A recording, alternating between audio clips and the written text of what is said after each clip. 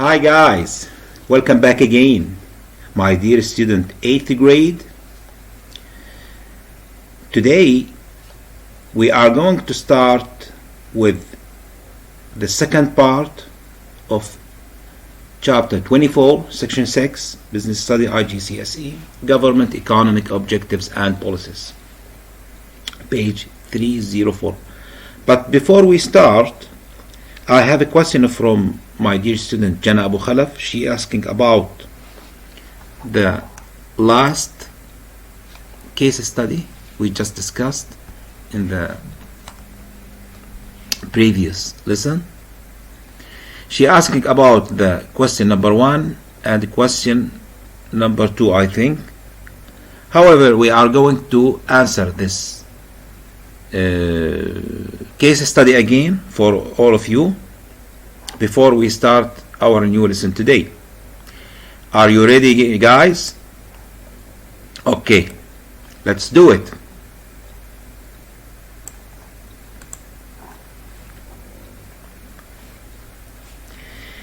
This case study is talking about the unemployment rates in Egypt. Unemployment rates in Egypt.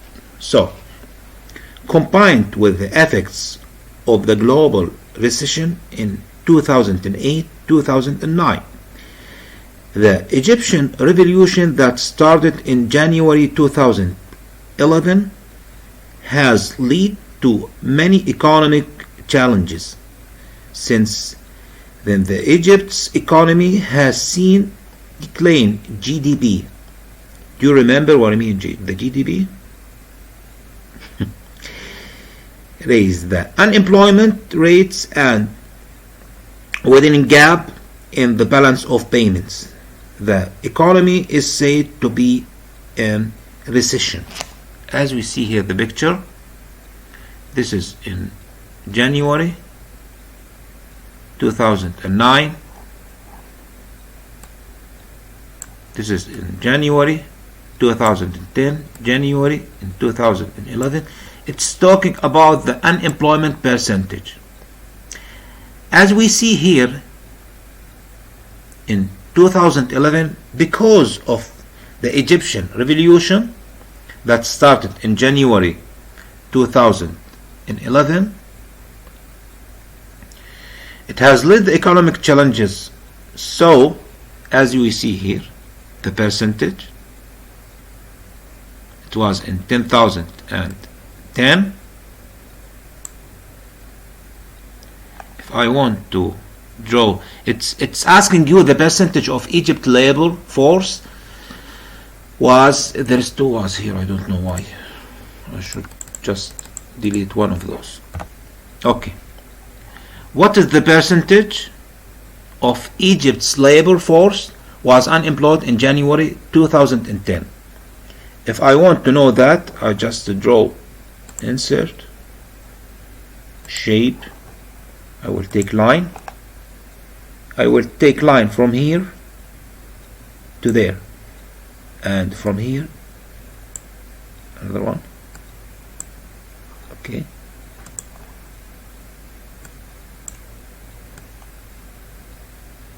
so, and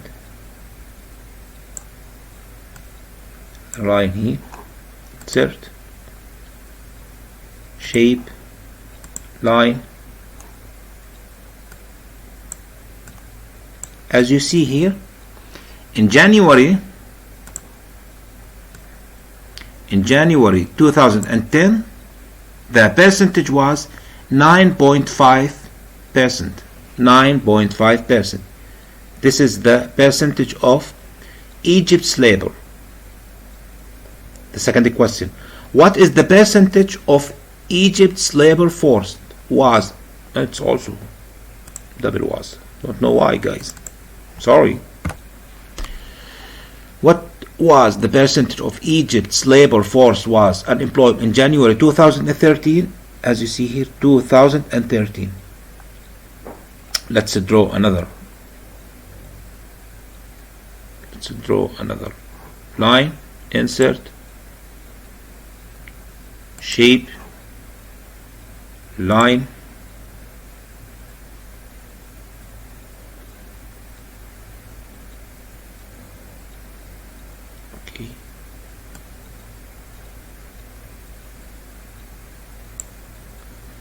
it's about 13%.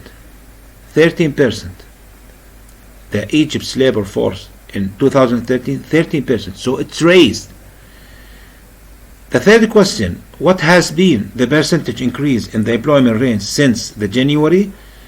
We should know that we minusing the percentage in 2013 from 2010, and it will be 3.5%. It increased 3.5%. The percentage is just increased. Okay. How do you think the potential instability caused in the Egyptian revolution in January 2011 affected the economy and the business in Egypt? Yeah, sure, because the political instability caused by war or disaster or revolution stopped most of the business activities, like import, export, training, purchasing, all the business activities. To sure affect the business activities. I hope you understand, Jana. Okay, let's go directly to our lesson today. Part 2. In this part, guys, we are going to talk about the tax. We are going to talk about the tax. And what is the type of tax? Direct tax, indirect tax, why government need the tax, how they gain the tax, what is the benefit of the tax. This is what we are going to study in this lesson. I hope you will understand. Don't hesitate to ask me anything about this lesson, like Jana. Thank you, Jana, for your question. Okay, let's start. As you see, the government income, we have two fiscal policies. We have a government income and we have a government spending. The government income is about taxes or borrowing. In this lesson, we are going to study the taxes and borrowing, for example, a financial institutions. Okay. What do you mean by taxes? Taxes are used by governments to pay for investment, for investment they make in public service such as education, health, and transportation. So this is why the government need the tax, or the money comes from the tax. Why? She need to spend for the public service such as education, health, transportations. So tax may be two types of tax or two kinds of tax, the direct tax or indirect tax. Let's start with the direct tax. The direct tax is the tax the tax charged on personal income or tax on the profit made by a business. So this is the direct tax. The direct tax also, we have two kinds of direct tax. We have income tax and corporation tax. We have income tax and corporation tax. We have also the indirect tax. The indirect tax is the tax charged on the price of goods and services, which is added to the price of goods and services before they are bought. It's like when I go to buy, for example, McDonald's meal. I love McDonald's. Me and my kids love very much McDonald's. I asked them what is the price of this meal. They told me it's about 2.5 GD. I asked him again, and if you add the 16% sales tax, it will be. So there is an indirect tax. It is added to the price of the goods or services. It is called indirect tax. And also we have something called disposable income. What is the disposable income? It is very simple. It is the amount of income left for the individuals after the tax have been paid. So for example, if I earned 5,000 GD monthly, I hope that after, and the government is taking 20% of my, or 10% of my salary, so the disposable income will be the 500 GD minus the 10% of the government tax. So this is called the disposable income. Again, the direct tax, let's start with the direct tax. It is two types of direct tax. It is the income tax and corporation tax. Let's start, guys, with the income tax. Let's start. Okay, the direct tax. To understand the income tax or the direct tax, we are going to study or to discuss the following activities. 24.2, page 304. Ahmed Hassan, this activity is saying, Ahmed Hassan is a computer software engineer for a technology company in country Z. He has a salary of $5,000 a month. His income levels is taxed at the rate of 20%. Again, Ahmed Hassan is a computer software engineer. He is working in a technology company in country Z, for example. He has a salary of 5,000. It's a very nice salary a month. His income level is taxed at the rate of 20%. So the government will take 20% of his income. So it will be 20% of the 5,000. Let's go to the first question. The first question is saying, how much disposable income would Hassan have after paying the tax on this income?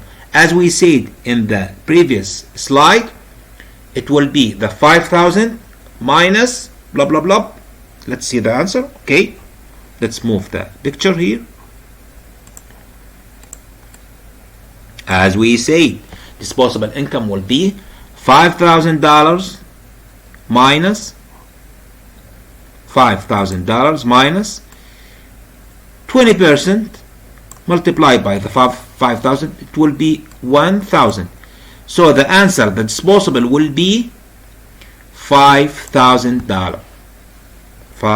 So the government will take 1,000 as an income tax from Hassan or from Ahmed Hassan.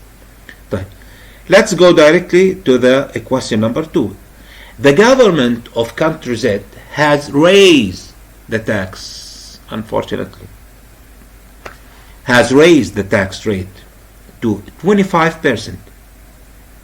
What would be the impact of Hassan's disposable income and his spending habits?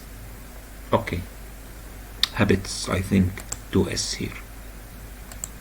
Let's remove one. Okay.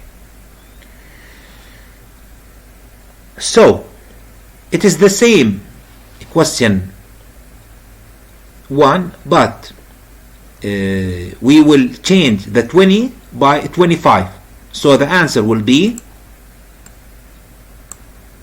5,000 minus 25% multiplied by 5,000. It will be, as you see here, $1,250, and the disposable will be $3,550. As you see, it's decreased. The disposable decreased. The income, the disposable decreased. The disposable is decreased. It was, as you see here, 4,000, and it's become 3,750. So, is this going to affect to Hassan spending habits? Of course, yes, because his disposable or income will decrease. This is mean that his spending will decrease also. So he going to leave something, or maybe he will concentrate on essentials products or items, or maybe he will give up some of his luxuries. So it will affect Hassan spending habits. Sure it will affect. Sure it will have it. Okay. The effects of an increasing in income tax rate. Let's discuss what is the effects of an increase in income tax rate. Effects on business. Less demands for goods and services leading to fewer sales of business. This is mean. The first one, business focus on cost reduction so that they can offer competitive pricing to attract customers, or firm reduce production levels.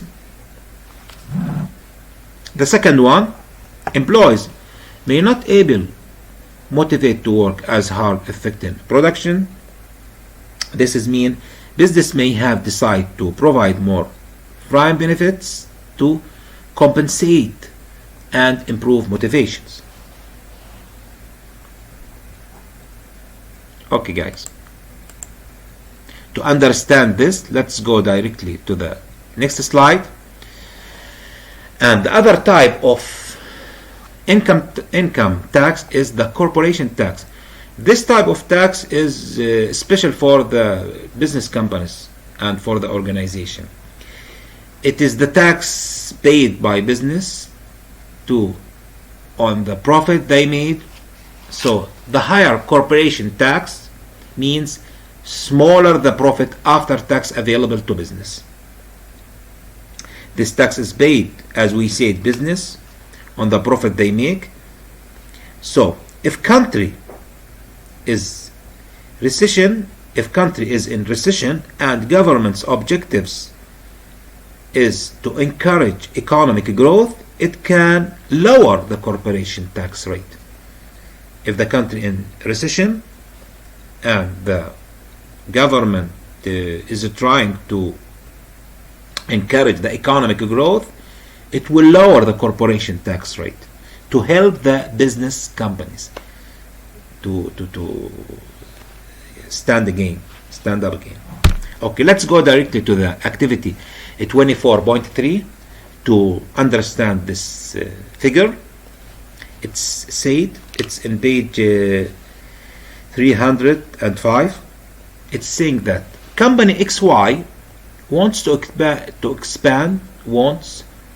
expand its operations in a foreign country. She wants to transfer her business activities outside her country. And it happens. We just learned that in term 1, I think. You remember that, student? You remember that?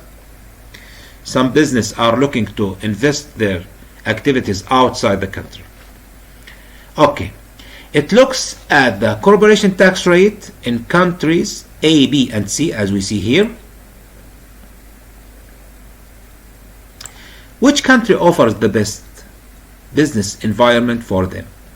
As we see, country A are reducing corporation tax rate on income less than $1 million at 28%.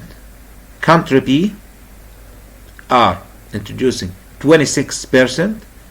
Country C are, I think it is the higher, 32%. The first question, number 1, assuming a profit of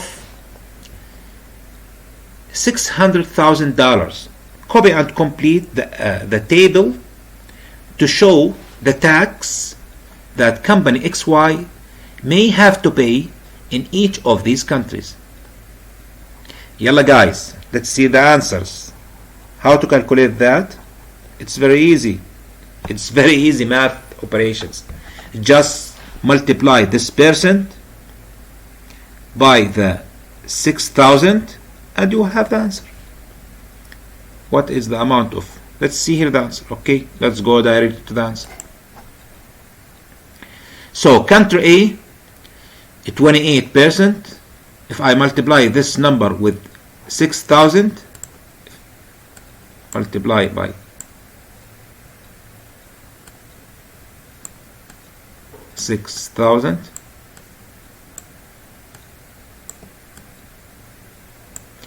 you will have 168,000. So I should pay as an corporation tax to the government 100 for country A, 168,000.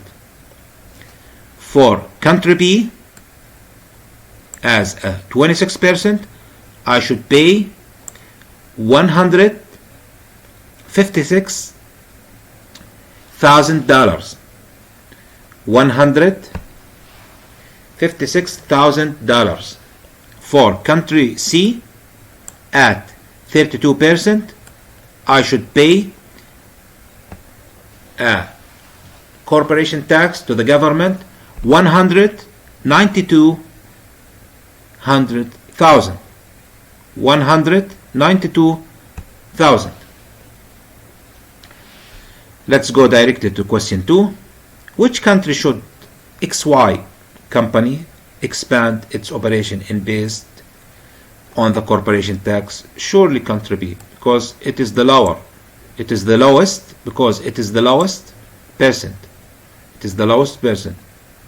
And it is the lowest corporation tax I should pay to the government. Number 3, and it is a homework for you. What is the corporation tax rate in your country? Hassan, what is the corporation tax in Iraq? All of you search on Google Internet or ask your parents or anyone know the answer. What is the corporation tax rate in your country? And do you think it is competitive with neighboring countries in order to attract? So if we compare the corporation tax rate in Jordan and in Iraq or Syria, making a comparison, what is the best in order to attract foreign investment? This is the homework. I hope to see it next lesson, inshallah. And now we are going to discuss about the indirect tax. What is the indirect tax? The indirect tax is the value added or the amount added to the price of the goods or services, and it has so many types. The first one is value added tax. It is called VAT, import tariffs, customs duty, sales tax, excise duty. This is the 4 indirect tax, the most famous. I think in Jordan we have more tax than that, but this is the 4 or the most famous tax or the most common tax at most of the countries. Let's start with the value added tax. Value added tax or VAT is added to the price of some goods and services we buy.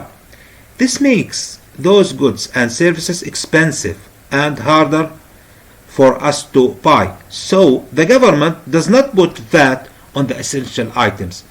What is the essential item? It's like sugar, it's like rice, it's like flowers. These are essential items. So governments usually do not put that tax on these items. It's called essential items. Okay. I just draw this one for value added tax. This picture. It is shown here as we see. Added 16%. 16% sales tax added. So you will multiply this number. You will multiply this number 2.5 GD with 16%. It will be the price of the meal. This is added value. This is added value. This is the VAT. This is the value added tax, VAT. This is the VAT, sales tax. Let's go to the second indirect tax type. It's an import, tariffs, customs duty. Government can also raise money by charging import, tariffs, or customs duty on goods that are imported from other countries. So when you just get something from when you travel to another country and you just buy something and get it to your country, sometimes they take something called import tariffs, customs duty. This helps the government control the numbers of imports so that the local business do not incur loss of sales. Import tariffs may increase the cost of local business that rely on import raw materials for making their goods. The duty of calculated as a percentage of the value goods being imported, so it helps the government to support the national industrial goods. Okay. Also we have sales tax. This is the tax paid by consumers on the purchase of some items.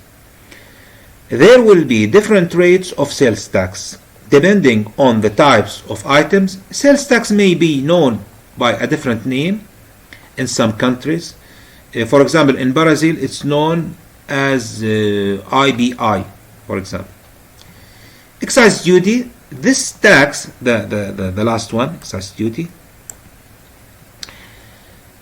this is tax paid by manufacturers on the production of specific goods within the country. Okay. Let's go directly to the, I think we reach to the end of our lesson, but before we end, we want to talk about the government borrowing. It's one of the government methods to gain money. We say that the government gain money from tax or from borrowing. The borrowing, we have two types of borrowing actually. Government also borrowing money from public in order to fund. I think I have another mistake here. No J. So the government also borrow money from public in order to fund their spending.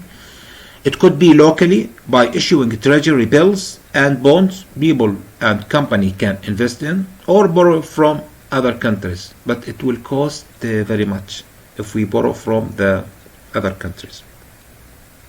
How business respond to change in government spending? Please see page 307 to see how change in the interest rate affects business activities. We have the money that an individual or financial organization can gain when they deposit money with a bank, and the cost of borrowing money from a bank. Some Islamic countries follow Sharia law, which does not permit financial gain on loan of money. These countries combine standard and Islamic banking principles, which are based on profit sharing and non-interest based lending and borrowing. Next lesson, inshallah, we are going to discuss more details this case study. It is talk about the interest rate in Indonesia, and it's shown here the central bank of the Republic Indonesia controls the interest rate in that country. In the global recession of 2007, the central bank cut interest rate to encourage borrowing for spending in new investment, which led to economic growth. This figure or this draw are showing the interest rate and the GDP in Indonesia from 2006 and 2012, and it will ask you 1, 2, 3, 4, 5, 6, 7 questions about this.